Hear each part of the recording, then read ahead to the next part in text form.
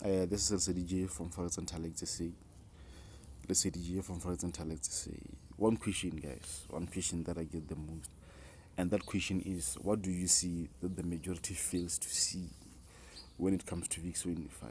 How are you always almost on the money when it comes to VIX25? So I decided to do a short video to clarify some confusions or to give you some insight into VIX25 trading. Today we'll be focusing solely on the structure of VIX25. We will be overlooking or not taking into account the statistical, the economical, or other factors affecting VIX25. We'll be focusing solely on VIX25, on the structure of VIX25, how it performs, how it behaves, and if it behaves in a certain manner, what you as a trader, what should you do as a trader, as a VIX25 trader.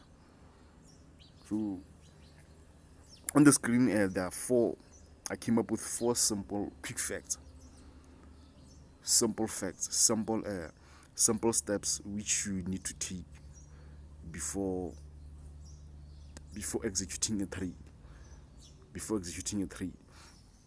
And let's begin. I'll try to be brief so that we don't take too much of our data. Then yes, the first thing to look at is the market overbought or is the market oversold? A very important one. I think you should apply this one on every financial instrument that you are trading. Is the market overbought or is the market oversold?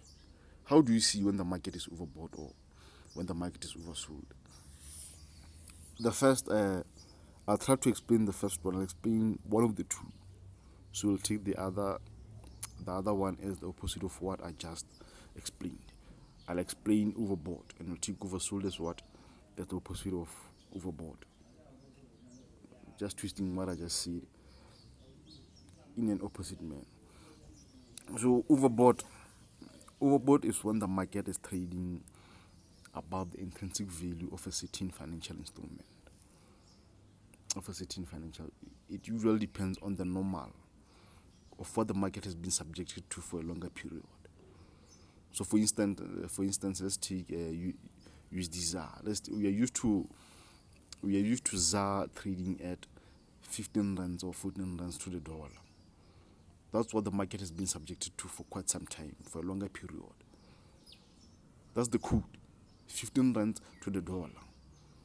That's what we are used to. But then now we find that the ZAR is trading at 18, 19, heading towards 20 rand to the dollar. That's a rapid rise. That's quite a rapid rise, and that rise, it's not small at all. It's quite significant and it's huge. So for me,